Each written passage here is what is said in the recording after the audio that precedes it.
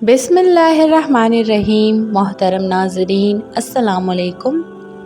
हज़रत इब्राहीम अलैहिस्सलाम अल्लाह के बरगज़ीदा पैगंबरों में से एक हैं, जिन्हें खलीलुल्लाह यानी अल्लाह का दोस्त कहा जाता है।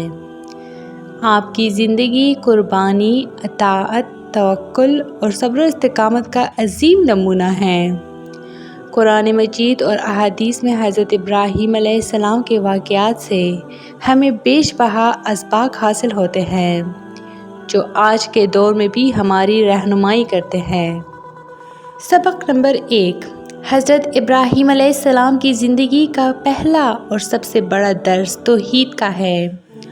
उन्होंने बचपन ही से बातिल माबूदों की हकीकत को पहचान लिया था। उन्होंने सूरज, चाँद और सितारों को देखकर ये नतीजा अख़ज़ किया कि ये सब मखलूक हैं और खालिक सिर्फ़ एक अल्लाह है। हमें भी अपनी ज़िंदगी में हर शिर्क की शक्ल को रद्द करते हुए सिर्फ़ और सिर्फ एक अल्लाह की इबादत करनी चाहिए। ईमान की पुख्तगी और शिर्क से नफ़रत हमें हज़रत इब्राहीम अलैहिस्सलाम से सीखनी चाहिए। सबक नंबर 2, हज़रत इब्राहीम अलैहिस्सलाम ने अपने वालिद को नरमी, अदब और एहतराम के साथ तौहीद की दावत दी, हालांकि वो शिर्क में मुब्तला थे। उन्होंने नहायत हिकमत से वालिद को अल्लाह की तरफ बुलाया। अगर वालिदैन भी गलती पर हो तो उनके साथ हुस्न सलूक और नरमी का दामन नहीं छोड़ना चाहिए। हमें अपनी बात मोहब्बत और हिकमत से पेश करनी चाहिए, जैसे हज़रत इब्राहीम अलैहिस्सलाम ने किया। सबक नंबर 3, हज़रत इब्राहीम अलैहिस्सलाम का सबसे बड़ा इम्तिहान वो ख्वाब था जिसमें अल्लाह ने उनको अपने बेटे हज़रत इस्माईल अलैहिस्सलाम को कुर्बान करने का हुक्म दिया। उन्होंने अल्लाह के हुक्म के आगे सर तस्लीम खम कर दिया। ये कुर्बानी का वाक़या आज भी ईद अल अज़हा के मौके पर यादगार के तौर पर मनाया जाता है।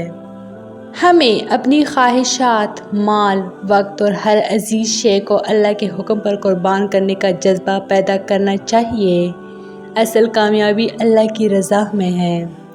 सबक नंबर 4, हज़रत इब्राहीम अलैहिस्सलाम ने अपने मुआशरे में अकेले अल्लाह की तौहीद का पैगाम दिया। वो आग में ढाले गए लेकिन उन्होंने हक़ की राह नहीं छोड़ी।